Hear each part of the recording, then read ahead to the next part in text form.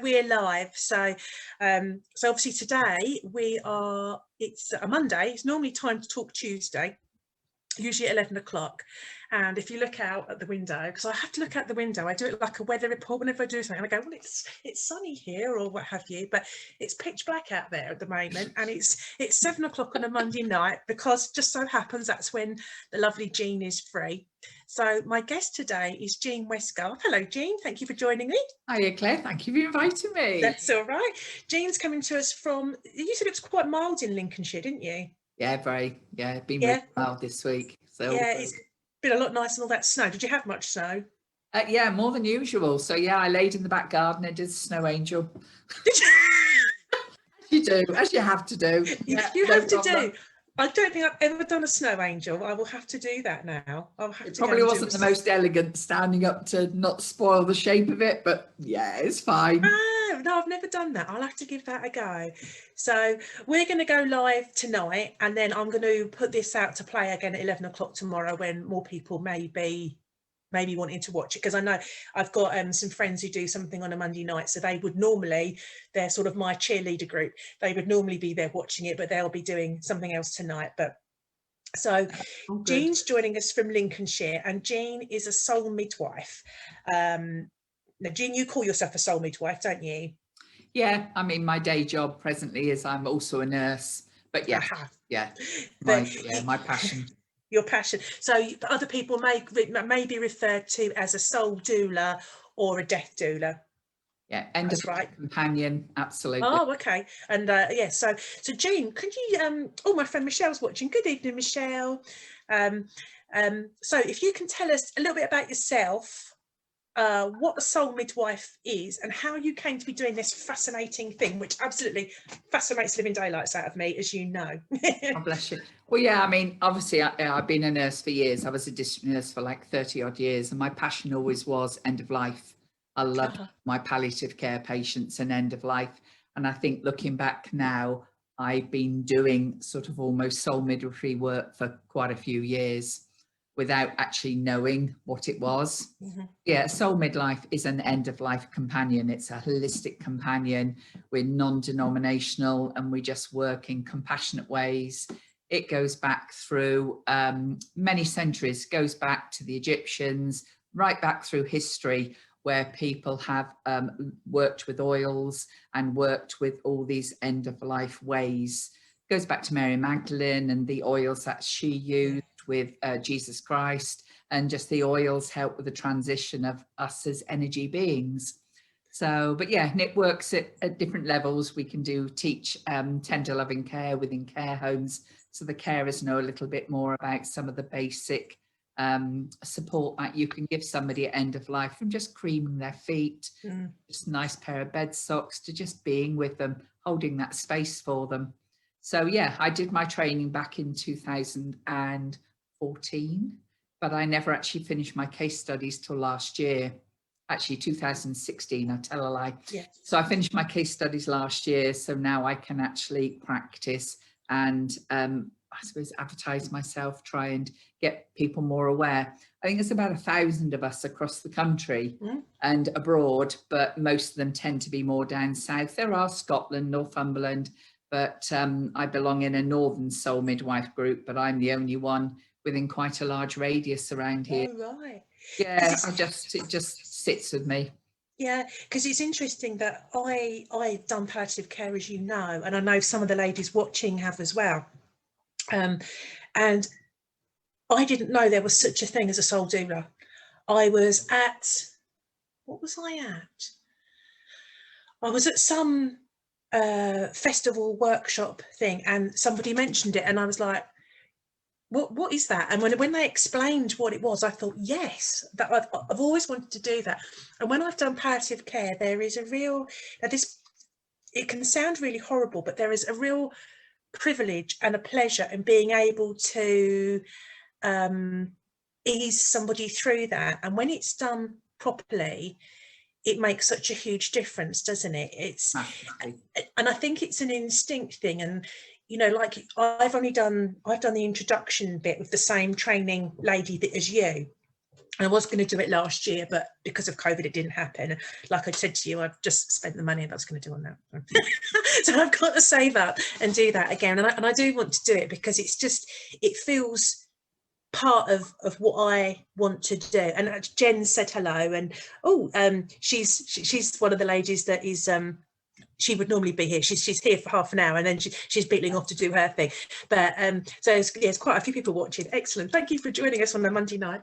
But it is a calling for you as well, isn't it? That, I mean, Felicity Warner started this up. She's a journalist, and ended up doing a piece with, I think it was 6 or 8 women who had breast cancer, and it grew from there. And say it's now recognised, known more. Like you'd have a midwife as soon as you get pregnant with a baby.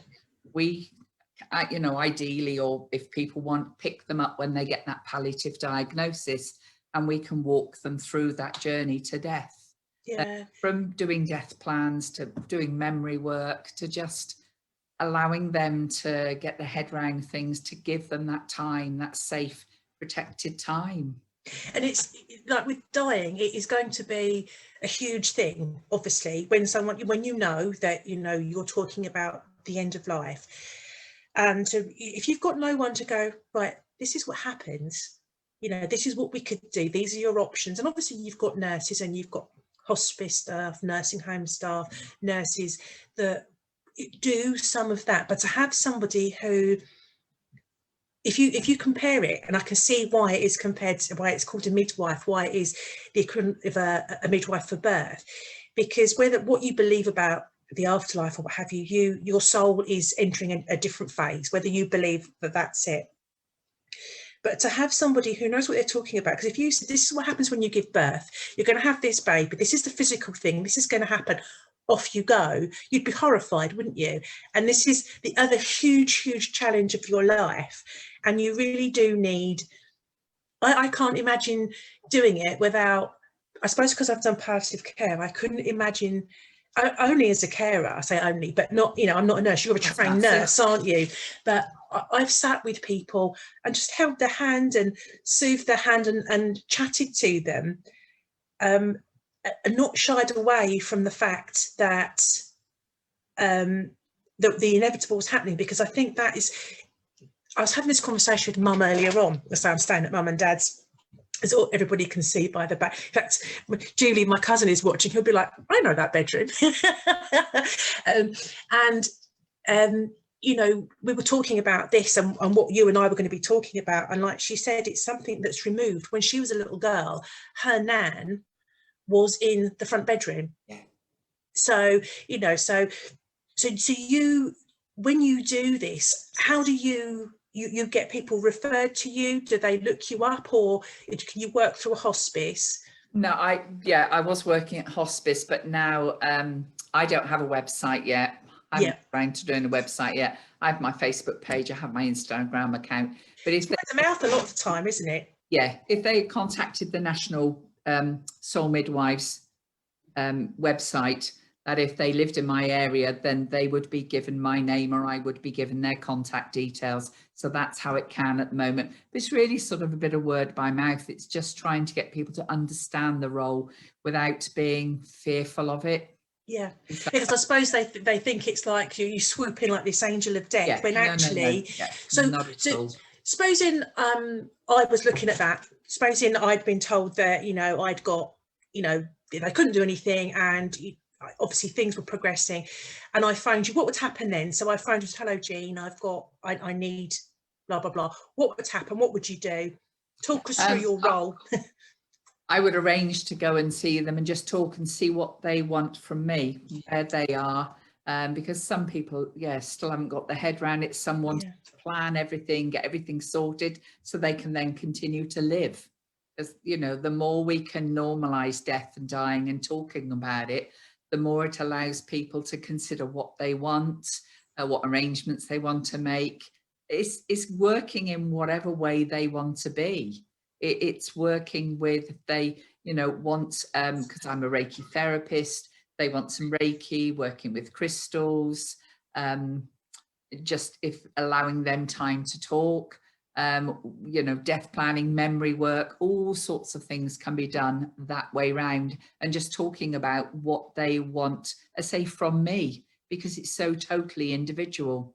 Do they, sorry, I've just, I've got, as per usual, I've got my comments on my phone and it's just messing me around now, but that's fine. So do you find that people want a huge variety of different things? Do you find that some people have got lots of things they want to say, they want to do, and other people don't want anything? Their family may want you to be involved, or, you know, you may go and offer your services as such, and people are like, I'm just going to die and that's it. Do you find there's a huge disparity in people's Yeah, I mean, expectations? if I'm honest, I say, because I've only just finished my case studies, I still have L plates on to a degree. People at home, what I call it, I walk the walk. I walk the walk with 2 friends who were both palliative. So that was a slightly more personal experience. I mean, we tend to call the people we meet friends. Yes. Hopefully that's the relationship we build up with them. It's that relationship of trust. And as much as you try and encourage people to be open with their families, sometimes they have to like get their head around it and discuss stuff with someone who isn't so emotionally involved with them to be able to go forward. So do you, how early on in the palliative process, or the somebody's illness and their diagnosis, do you tend to come into the equation? Do some people sort of think about you early on, or are you a last minute kind of? I think it can be both. Some will want you at the beginning, like to get everything sorted, their head, say memory work, death sorted, looking at their options, and that you may never see them again. Others you might not get called in till the end. It literally is that totally personal thing which individual wants from you. And I suppose as our experiences of death and our experiences of our loved ones dying are going to be different. There are going to be bits that we think, okay, I know this bit happens here, but there are other bits where, I don't know if you saw the other week, I was talking to Kay. She's a lovely lady. She does life stories, and you say about the memory work. That must be, if people think they still got things they want to say, or they want things to be known. So with your memory work, what sort of things have you done with that? Because that fascinates me. It can be from writing out a recipe book of some recipes they've always cooked. It can be, some have like picked clothing and they've made, or they've got other people to make teddy bears or elephants for their grandchildren made out of their clothing. So they've got memory stuff like that to keep. Like the memory shirts that you make into pillows. That's right, pillows. Others have written letters. And I had one lady who it was a letter she wanted to write to her ex-husband. And we talked about her giving it to him now to almost try and facilitate some healing between them, or leave for her at her death. And she actually chose to do it now. And so it's giving people thoughts and choices of things that they want to do, as well as talking about how things will be, as in not exactly, but because you can't completely predict. No. You know, your body goes through what I would call elemental changes, earth to water, and just giving them a bit more of an understanding that this is how the process goes. Disease wise, no, where I can't, you know, the medical team is still involved with everybody. I'm just there in that compassionate, supporting, loving role. Yeah, and but when Jenny and myself, we did the the introduction thing, and the element thing. So you've got the 4 elements? Yes. Yeah, 4 elements of earth, fire, water and air. Yeah, it goes earth, water, fire, then air, because air is obviously when you stop breathing, and earth is just generally through old age, you know, through general age of 8 to 10 years, and people become more unsteady, they're not as balanced, they're not as grounded, they fall and trips, and then they can float into water when your legs can swell. Sometimes get a bit of incontinence, they start dribbling, and you can float between those 2 elements for quite a period of time. This is something that we found very interesting. Excuse me, I've got to blow my nose. And that you can dip back in and out of those things. It's not this happens and that's going to happen. No, everybody's going to be different as well, isn't it? Yeah. Yeah, so that was something that we found, and obviously we found that really interesting, and as well as all the different holistic therapies that you can employ to do this. And like you say, the oldest one in the book is the massaging of feet with oil. Now, feet are my thing. I don't like feet, but I'm quite happy to do it with gloves on, which is horrible, but I'm not a fan of feet. But I can completely see how such a simple task of just rubbing lotion on someone's feet is such a soothing, and I don't know what the word is. It's humility, not humiliation. It's like being of service to that person. Yes, yeah. And I think a lot of people say as they get unwell, they miss that touch. So even just gentle touch, massage, and say just having oils in the room, to using chime bars and my singing bowl music. I knew, I could see your hands. I knew what you was meaning. Rainbow sticks, just gentle music, just different vibrational music that can just soothe people, and finding again what they enjoy, and candles, the electric candles, and dimming the lights, and just creating, as well as colour. You know, when you the earthy colours, when you're going through water, the blues, and sometimes that can help those transitions through each of those elemental withdrawals. Because it is such a process. It's not I mean, this is very naive until I did, hang on, Carmel, so my friend Carmel, she lost her mum coming up for a year ago now, isn't it, Carmel? Oh, bless her. I massaged my mum's feet many times before she died, and Carmel is she's not a nurse, but she's a first aid trainer, so she knows quite a lot about the body. And Jenny's saying it sounded like a lovely way to collect the memories of when we were talking about the memory work. But it was June, Carmel. It was June, so it's coming up a year, isn't it? It is. But it's also at that little bit of time sometimes when they might actually talk to you, when you're just gently massaging their feet, and it often instigates a lot of conversations. And I don't think Carmel will mind me saying that I know with her mum, she went and spent a lot of time with her mum at this stage, and they had a lot of conversations then that might have been difficult to have at other times. And you know, for Carmel, spending time with her as her daughter, but also as a person that she you know, she's saying absolutely true, you know, but as that person that was the person that could deal with it, because it isn't for everybody, is it? Not everybody can deal with, and not everybody wants to. And you know, rather than somebody who can't bear to touch you, somebody who will hold your hand firmly and go, you know, this is, and to be able to address the issues that are coming up. Because if you've got somebody saying, no, you're going to be all right, you know. And I know when my father-in-law was dying, I sat with him, and he was dying from cancer, and up until the very last sort of 24 hours, he was at his lady friend's house, and he laid there, and he was really poorly, and it was his last week, and he said, I haven't got long, Claire. And I went, no, I know, Ben.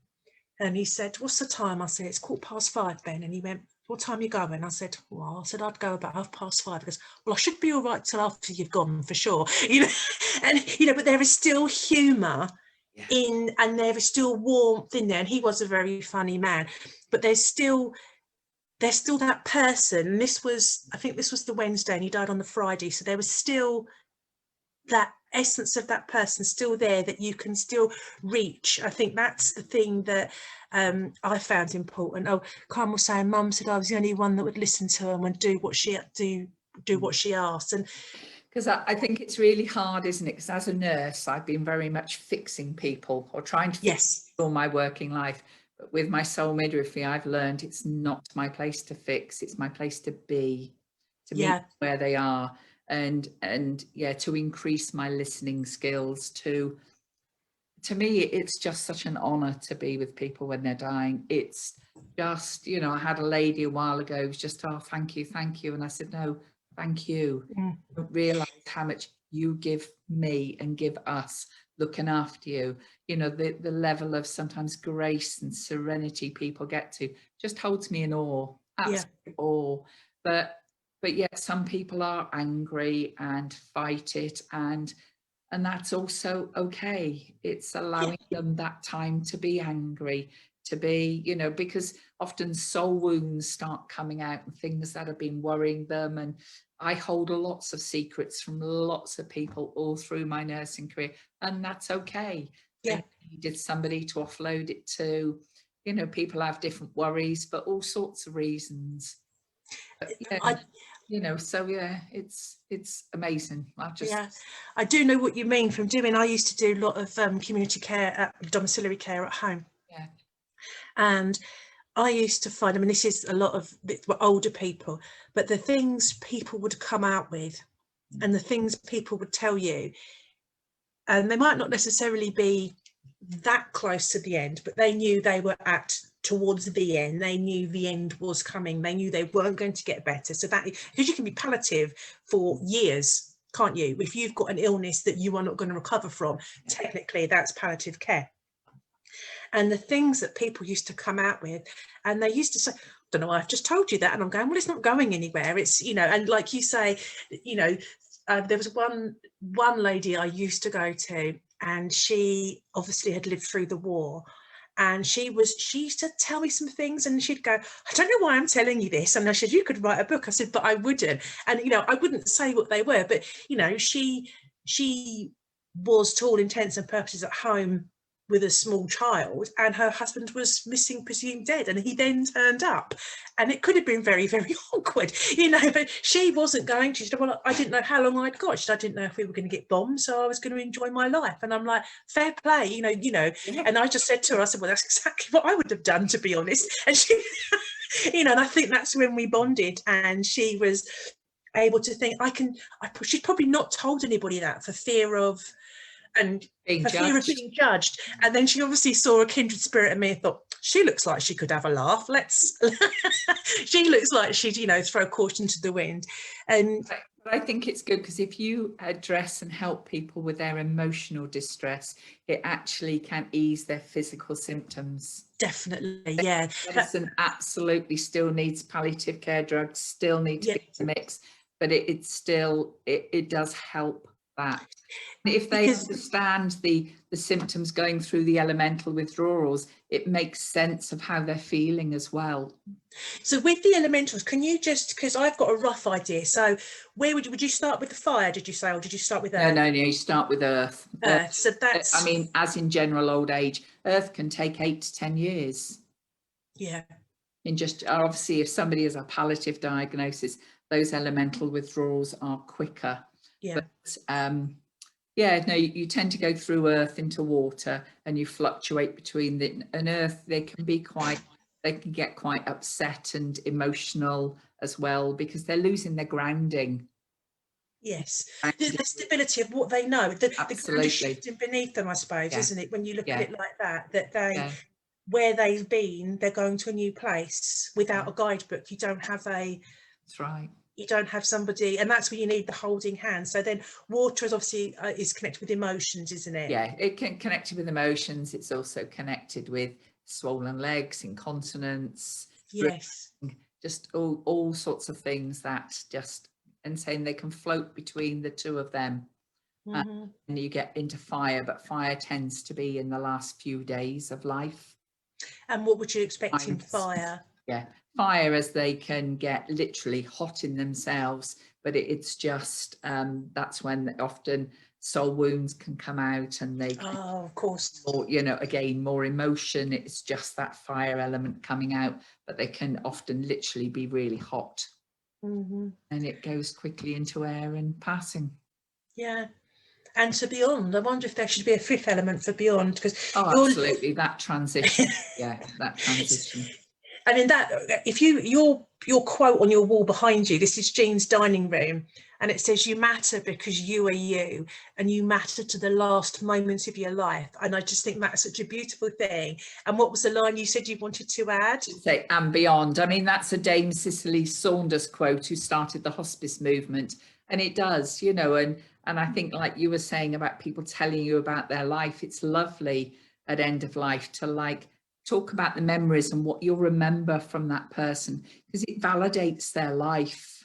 Yes. It's almost Definitely. letting them know, actually, we'll remember this. I remember when you taught me how to ride my bike, and you remember how you taught me how to cook that.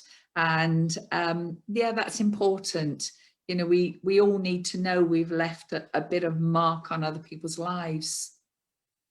And that's something when I've done, obviously not to the level you've done, but you know, still palliative care. I've sat with people, and I know that you get to know when you know people have got they've got weeks. Especially if you can tell by the drugs people have, and you can tell by the care package that people have got. And it's very difficult if you're going on holiday, or you can't say, well, yeah, I'm going to Spain in 3 months' time, when that person will be dead. But I make a point of talking to them about linking in with what I do know about their past, and asking them about their past, because I suppose because it's safe. And also a lot of, again, with my father-in-law, bless his heart, he told me so many stories about when he was a little boy, and he was a naughty little boy. He was the youngest of 5 boys. He'd got 3 sisters as well. And he was a little Herbert. He really, really was. That's putting it mildly. And the stories he told me, and he'd remember all these things and say, oh yeah, we were talking about that the other day, and he'd come up with something like that. And A, it's safe to talk about, but B, they're the stories that come out. Like at a wake, you always get there, do you remember when we did this? Oh, what about when? And it's that thing. And I felt for him, it was his way of telling me his stories and sharing the things he'd done and the things he'd witnessed and seen as a young lad and through his life, and asking him about, he went to America. Him and my mother-in-law went to America twice. They really the big holidays. And I said to him, you know, when you went to America, they went to the Midwest. And I said, so whereabouts did you go when you saw such and such? And he'd go, oh yeah. And it was helping him look, but for me, that's just what I did personally, helping him look back and having that conversation. And like you say, validating his experiences, his life, without reminding him that in a month's time, this would have ended, and me and his son would be, you know, going on without him. And I don't know if that's something that you do, and encouraging people to talk. I'm guessing so from the memory work you said. But it's also it's getting to know them, because if you've not known somebody all their life, it's knowing more about them and all the things they've done. You know, I mean, I've nursed older men who've actually been like SAS people through the war. And, you know, carers will go in and they'll just see an old man. Yes. Because you don't have the time. Yeah. No, it's getting to know them. Yeah. They did. And then, wow, you know, and yeah, some don't want to talk about it, some do, but most people do. And I mean, I nursed my mum. My sister was up as well, but my mum lived with me, and I bought her a book all about her, and she'd only like half filled it in. And the last couple of months before she passed, we'd sit there and get to fill it, how she met Dad, what music they liked. And so I had a memory book, and she'd only like half done it. I went, come on, we've got to get this. I mean, she was 95 and a half, bless her. She was wonderful, wonderful age. And she was so ready again. She was so lovely and so easy to nurse. And even, you know, the day, literally a few hours before she died, you know, she said, she was talking to my father, who'd been in spirit for years. And she, you know, I don't know if I'm coming tonight or in the morning, just wait for me, she said. And my sister looks at me and I went, yeah, Dad's here, it's okay. And then how beautiful is that you can be. It was just a wonderful gift to me as well as to her. And she went that night, and that was it. So, and that's as good as you can. That must be the pinnacle of knowing that somebody is relaxed and happy. And it doesn't always work like that. We know people go far too early, they go suddenly, and your mum, bless her, she was blessed with that longevity of life, and that, you know, being a comfortable surroundings and being ready to go. But I think people do like to make their peace. And I know my father-in-law, because that's the last person that I had that much to do with, he sat there and he said to me, oh, I'm dying. And I said, yeah, you are. I said, are you okay with that? And he went, yeah, I am. I've had a good life. And he was able to tell. And I actually went home and thought, if that was me laying there now, would I be thinking, I've done all the things I want to do? And I thought, I'm pleased, I'm happy with this, but I want to, which is why I went, no, I'm going to be a funeral celebrant. But I think it's also that it's actually hard work being ill and yeah, progressing through. And so even youngsters come towards the end often just quite ready. It's hard work being ill. It's hard work fighting. It's hard work having conversations. And yeah. so, yeah, people's Especially level of serenity is just amazing. Yeah, especially if they've got medical interventions and tests and examinations and treatments that are hard. I think a lot of people, when they know that they are coming towards the end of that line, not everyone, because some people are like, no, I wanted another 10 years, 20 years, 40 years, what have you. I mean, you know, but my mother-in-law, when they thought her cancer had come back, it hadn't, and she died of something completely different, unexpectedly. She said, I don't know that I could be bothered to go through the whole thing again. I might say I'm not going to do it, because it's, and you think you'd do anything to stay alive, but actually, you know. So we talked about the oil. So you obviously do the hand massage, and I know Felicity, who's the lady who set up the Soul Midwives, excuse me. Oh, I have to hang on to my stitches with that one. She said she's a book that she's written about these oils, and these are ancient, like you say. The Egyptians anointed, and they go back to Mary Magdalene lineage of the oils, because Felicity Warner is actually what they call a myrrhophore. She's a lady who works with myrrh, and a sacred oil book, which is just, it's amazing, isn't it? Yeah, because the oils are energy, and the oils help with our energetic transitions through these elemental withdrawals.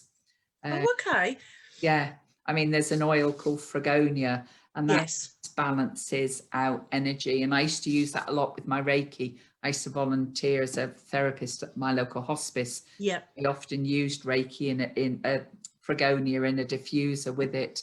And yeah, and you've got likes of spikenard, which is what helps that transition between, as we call it, heaven and earth. Yeah, lots of the oils work in different ways. So yeah, amazingly. I'm about halfway through that book. Carmel said she was frustrated. She didn't know how to go. I told her to go to sleep. She said, I do, but I keep bloody waking up.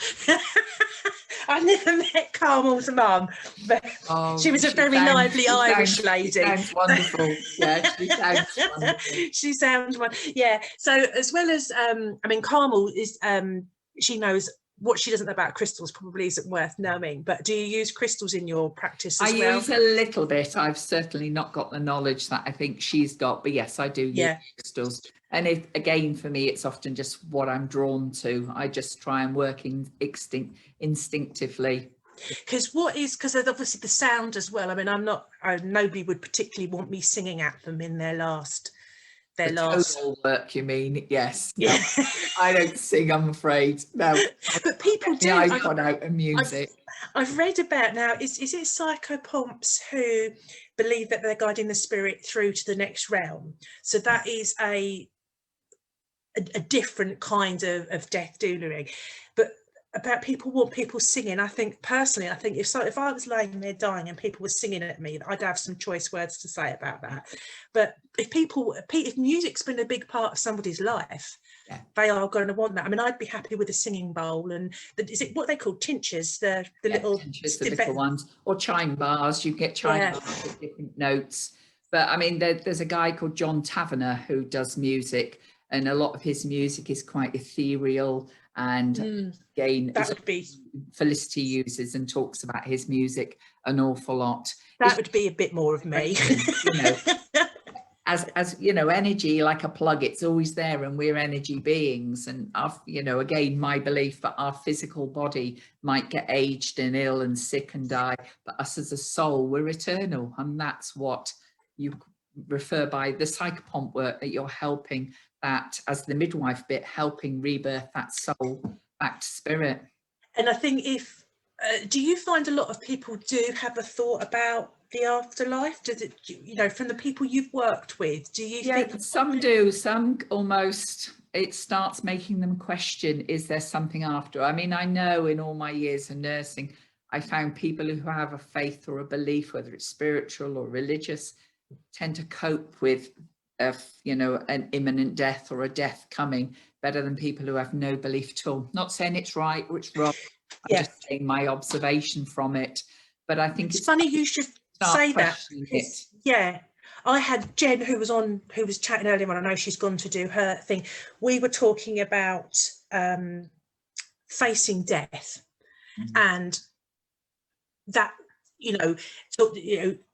illness and all that thing, and having it didn't, you say somebody, I think of somebody having a faith as being somebody who's religious. Now everybody watching here will go that I'm not religious, but I have got spiritual belief. And actually I was talking to my daughter about it, and I said, actually, it was really, I'm surprised how powerful and helpful that was to me, to have my spiritual beliefs in being poorly, let alone the rest of it. And it's surprising. But I mean, my aunt-in-law, she's very religious and she prays for people, and and I'm not mocking her at all, because she gets a lot out of it, and she feels that she's doing the very best for them. And if you were to tell her when she was poorly you were praying for her, she'd be like, thank you so much, because it's such a comfort for her. You're holding that loving space for her. Exactly. Yeah. It's, if we were more loving and compassionate to each other, the world would be better. And so you're just holding that loving space. But people who think they're going to see their loved ones who passed before get a lot of comfort out of it. And would I be right to say that's okay, or wrong to say that's okay? No, I would dream. It's individual. They are, absolutely. Yeah. And you said about your mum saying that your dad was there. Yeah.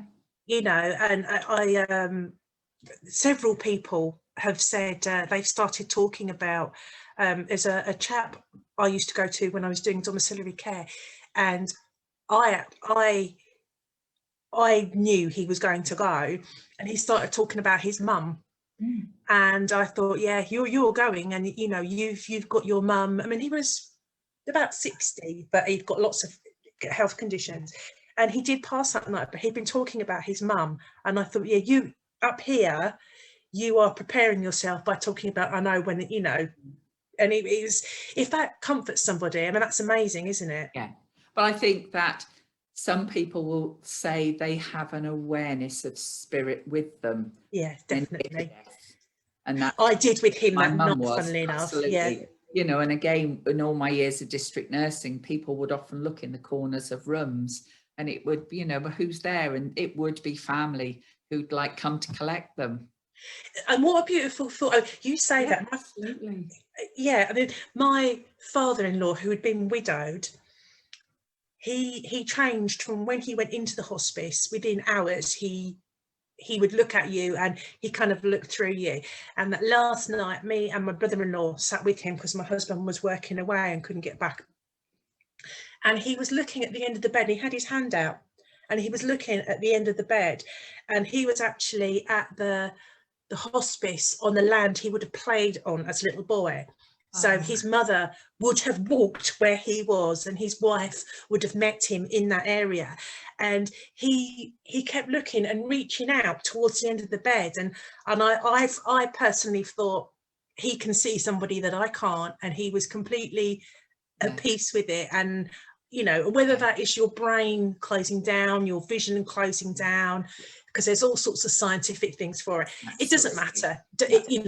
They can be one and the same, surely, can't they? So you do Reiki for, you don't sing to people. No, my son would tell me to mime. Perhaps you should start doing that. You could start doing that. So what other things do other people do that, so we said about people, sometimes they have singers, and I mean, it wouldn't do for me, but I know a friend of mine, Sue, is really into her music, and my friend Gigi is really into music. And actually, if somebody sat in the corner playing a melodeon or accordion, my friend Gigi probably really, really love it. And my friend Sue records music, my friend Pam records music for themselves, and they would probably love it. So, but having family in, do you find that helps? Or yeah, and I think if you can help somebody look after someone at home, yes, the support you give family, they actually cope better on the whole. They learn, because some will say, oh, I don't know if I want them to die in the house. You say, that's okay, then we'll just take, as a district nurse, let's take it so far, and then if not, we can see if there's a bed at the hospice or whatever. but often it came to it and they went, no, I'm okay with this. Yeah, And because you can see that wonderful. they're comfortable and they're Yeah, at yeah. ease, and It that's all wasn't, you because, want. you know, people will say that was actually a beautiful death.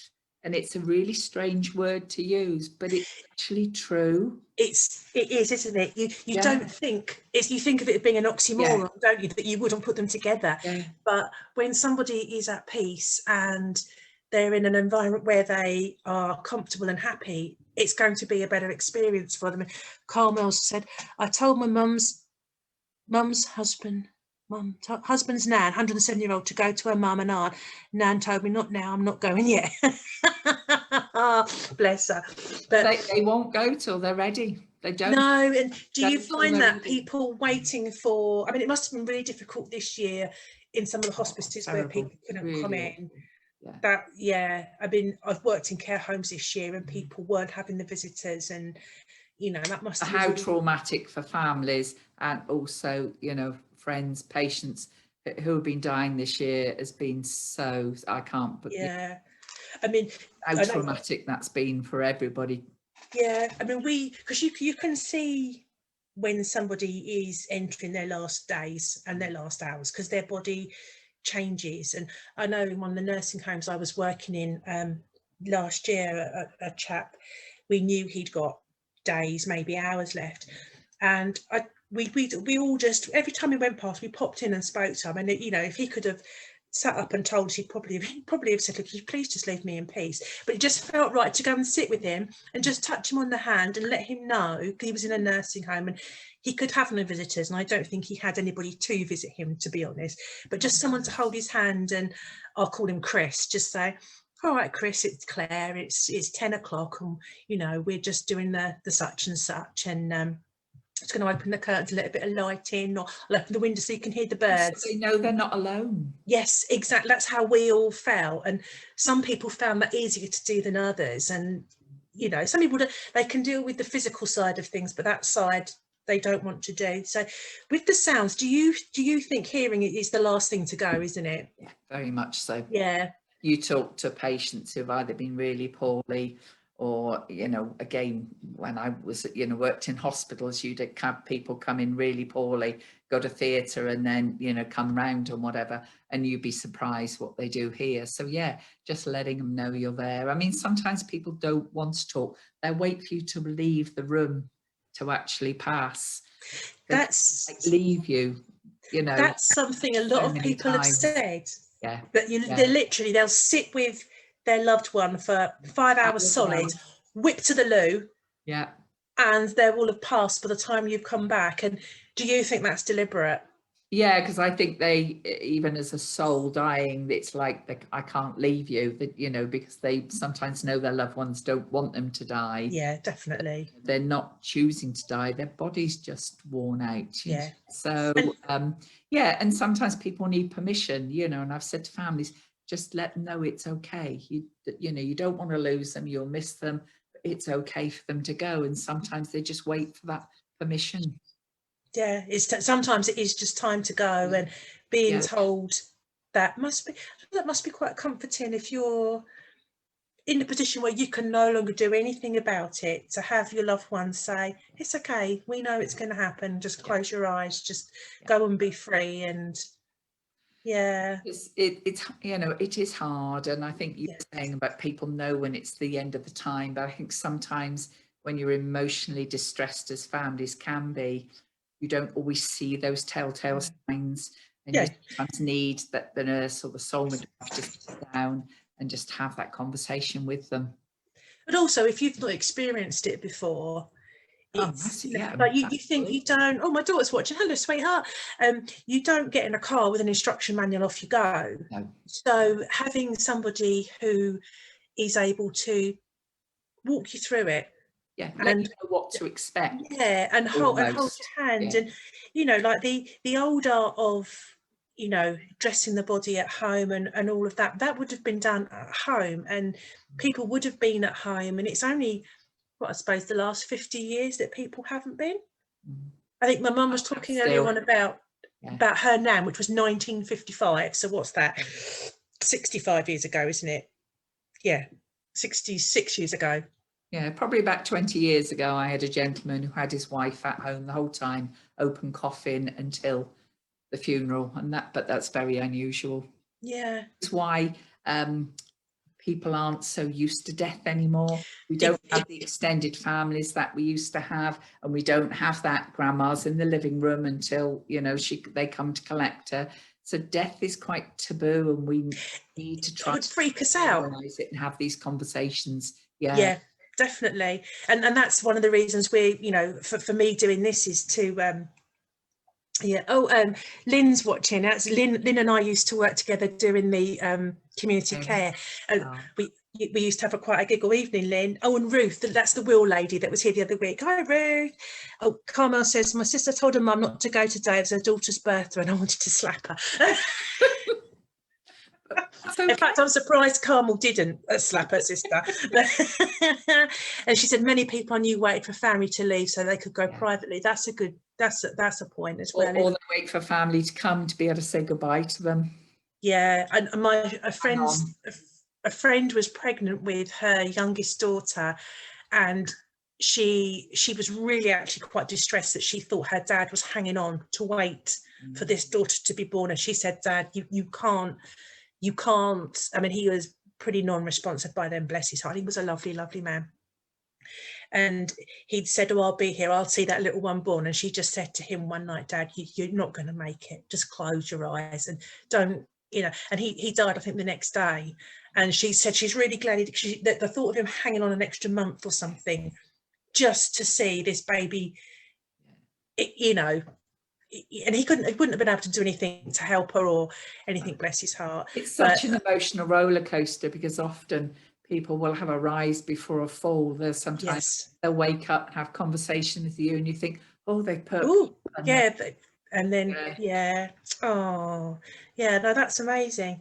So if people wanted to get in touch with you or ask any questions, Jean, how could they do that? I do have an email address. They can email me. Okay. Jean W, Soul Midwife @outlook.com.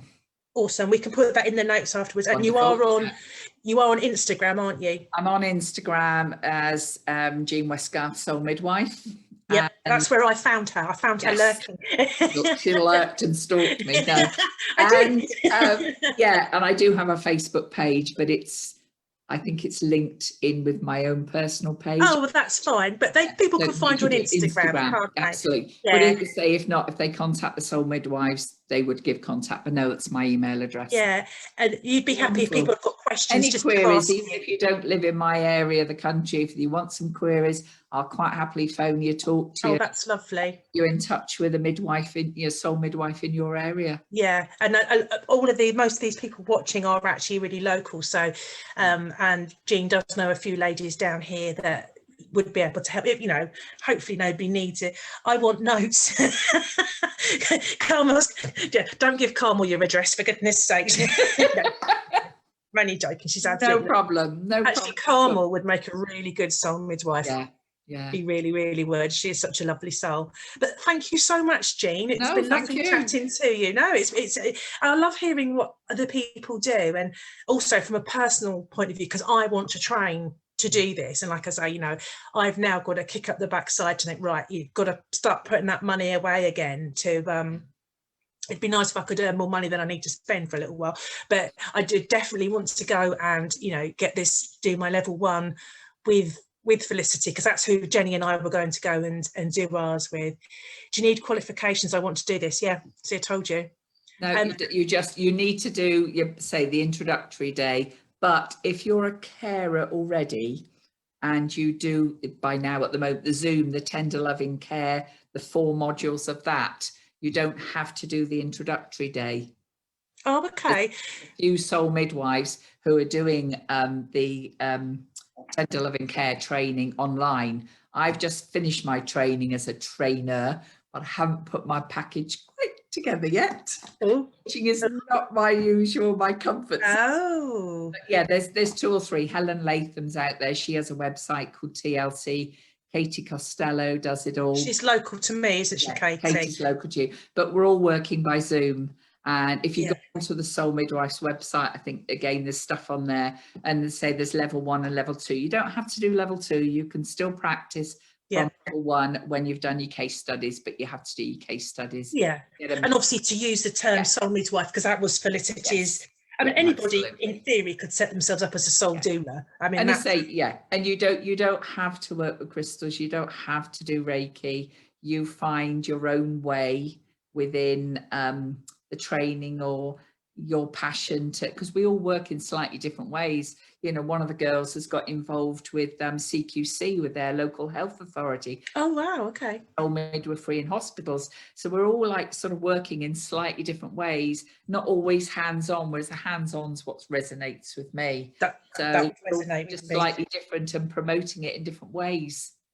But Yeah. I've definitely still got my L plates on.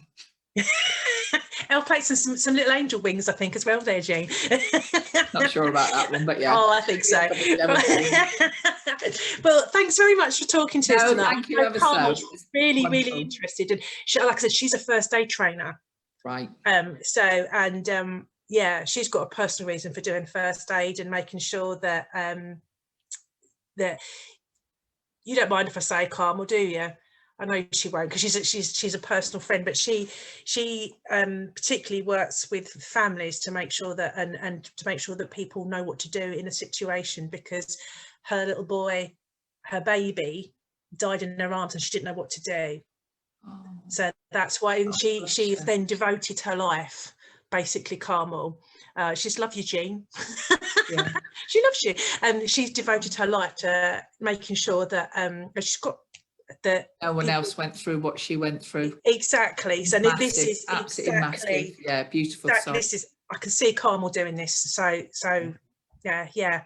So yes. So thank you. I got really emotional about that, Carmel. Sorry, little Sean, love him. So that's that from me. And next week I have got a lovely lady called Kerry Jones, another lady I've stalked on Instagram, and and she said, "Oh, Carmel says, when I teach, I always talk about death." And and we did. I'll just tell you this. I woke up one day, and it was the day I was doing my first aid training at for work. When I worked for the council, I still work for the council, but when I worked full time for the council, and I knew from talking to Carmel that it would have been little Sean's birthday. And we went there and we did our first aid training, and because Carmel because of who she is and how she was able to make it that she wanted to do something to prevent families suffering this again, where she could. They said, "Oh, we don't." The trainer guy said, "Oh, we don't tend to." I said, "Do we do baby and childcare?" And he said, "We don't tend to do the first aid for that." And I explained to him why. I was asking. I said, "Oh, it's because blah blah blah," and it would have been little Sean's 30th birthday that day. And he said, "We can do if you want to." And every single person put their hands up. So he came back in with the baby Annie and the child Annie, because we were doing it for work. So we don't work with children. And everybody in that room did the baby CPR and the child CPR in, because of my friend's Carmel's story. And you think that's how, it's made me go cold thinking about it. But just because I'd spoken about him, I felt I had to tell his little story there, bless his heart. Like, whatever you do in life, even if you make a difference to one person's life, then your life has been validated. Exactly. So 10 people learned that particular day. So yeah, it's given me the bless. But yeah, so next week I've got a lady talking to us about Kerry Jones, and she's another lovely lady I found on Instagram, and she's talking to us about death planning, about the things you need to think about, the things you need to put in order or have the information. I love you too, Carmel. The things you need to have in order, and about sort of creating a death file, really. And she's also going to talk to us about a digital legacy, which I think is going to be really interesting, because again, as I was saying to my mum, I spend a lot of time with my mum, I love my mum, especially if you've not dealt with a death before, there is so much to look up, deal with, find out. And as we're getting further through the centuries, there's more to deal with. Now you're going to have everybody's passwords and their accounts for this, their accounts for that, all the different things, whereas before it would have been a bank account in the house, and their personal possessions. So that's what I'm up to next, not tomorrow, but Tuesday next week. And I'm going to replay this tomorrow at 11 for those of you who've suddenly gone, I haven't got time to watch now, blah, blah, blah. But we can, and I'm sure if there's any burning questions, you can get hold of Jean and she will answer those for you. You're doing that now. Oh, well, Karma sorting out her death file now. Well, on that lovely note, we'll love you and leave you for the evening. So thanks everyone for joining us. Thanks a lot, Jean. Thanks so much. Bye. Take care. Bye.